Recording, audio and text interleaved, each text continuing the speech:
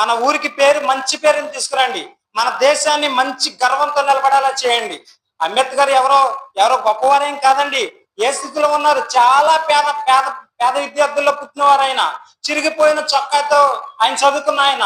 Current లేకపోతే వీధి స్తంభం కింద పుస్తకం చదువుకుని పెద్దవాళ్ళు ఆయన చొక్కా వేసుకుంటే మోకాళ్ళ వరకు వచ్చేదంటండి. ఎవరితో పెద్దవాళ్ళది.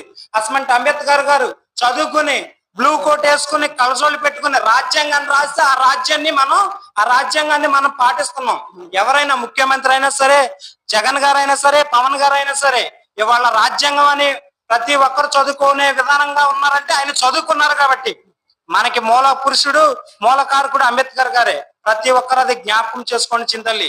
అందరూ ఎవరో చెప్పరేలాగా మానేస్తావా, మానే, ఏదో ఇంటికాడ పెడతారు. ఫుడ్ ఎలాగ పెడతారు? మీరు మ్యారేజ్ అయ్యే అవతలకి వెళ్ళేదాకా కూడా ఏ తల్లిదండ్రులకైనా తప్పదు, మీకు ఏదో రకంగా పోషిస్తారు. అది దాని గురించి చెప్పట్లా. మీరు నెగ్లెక్ట్ చేయొద్దు. ఈ అవకాశం మళ్ళీ రాదు. మీరు చూసినట్లయితే కొన్ని సందర్భంలో అదంతా ఎందుకు, మీ మమ్మీ గారిని పర్సనల్ గా అడగండి.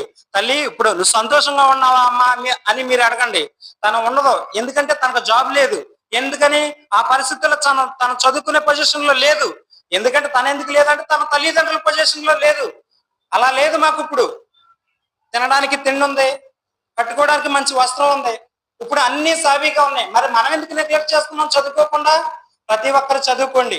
పెద్ద కష్టమైన క్వశ్చన్స్ ఏమి ఇవ్వట్లేదు.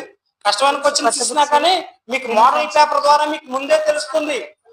ఆ క్వశ్చన్స్ మీరు బట్టి పట్టండి. బట్టి పడితే ఏది మీకు అసాధ్యమైనది ఏది కాదు.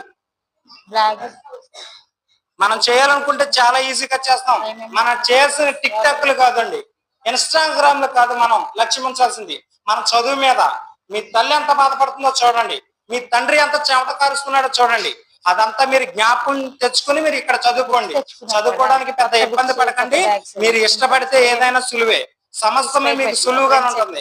చదువుకొని ఏదో రోజున మీరు మంచి పొజిషన్ లో ఉంటారని మనసారా ఆశిస్తూ, డియర్ ప్రసన్న పేరెంట్, దేవరపల్లి అర్జున్.